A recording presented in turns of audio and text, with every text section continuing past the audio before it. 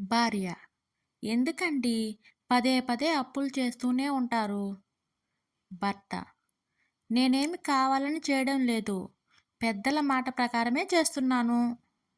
భార్య: వాళ్ళేం చెప్పారు? భర్త: ముల్లుని ముల్లుతోనే తీయాలి, వజ్రాన్ని వజ్రంతోనే కోయాలి అని చెప్పారుగా. భార్య: అయితే? భర్త: అందుకే అప్పులను అప్పులతోనే తీర్చుతున్నా. కిరణ్: రాత్రి బాగానే ఉన్నావు కదరా సీను, ఉదయానికిలా ఆస్పత్రిలో ఉన్నావేంటి? సీను: ఉదయం మా ఆవిడ ఇల్లు ఊడుస్తూ జారి పడింది. కిరణ్: అప్పుడు తను కదా ఆస్పత్రిలో చేరాల్సింది.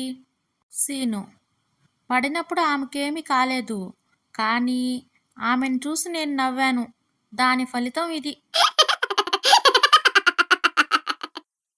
కొత్త కోడలు మొదటిసారి వంట మొదలెట్టింది. ఎలా చేయాలో తెలియక వంటల పుస్తకాన్ని చదువుతూ చేస్తుంది.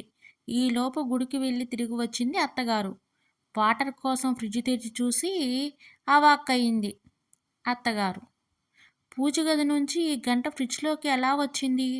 కోడలు: మిశ్రమం కలిపిన తర్వాత 1 గంట ఫ్రిడ్జ్లో పెట్టాలని పుస్తకంలో ఉంది అత్తయ్య అంటూ బదులిచ్చింది.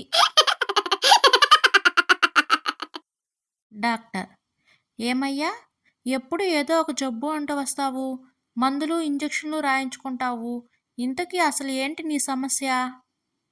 చందు: అదేమీ లేదండి, మీరిచ్చిన మందులు చీటీలను జబ్బుల ప్రకారం రాసుకొని మెడికల్ షాప్ పెట్టుకున్నాను. ఏమయ్యా రాము, పెళ్లి చూపులని వెళ్ళావు కదా, మరి ఒళ్ళంతా ఈ దెబ్బలేంటి అని అడిగాడు మేనేజర్. ఏం చెప్పమంటారు సార్, పెళ్లి చూపుల్లో అమ్మాయికి ఏం వచ్చో అన్నీ ప్రదర్శించమనండి అని అన్నాను. ఆమె కరాటీలో బ్లాక్ బెల్ట్ అంట, ఇరగ్గొట్టేసింది అని ఏడుస్తూ చెప్పాడు రాము.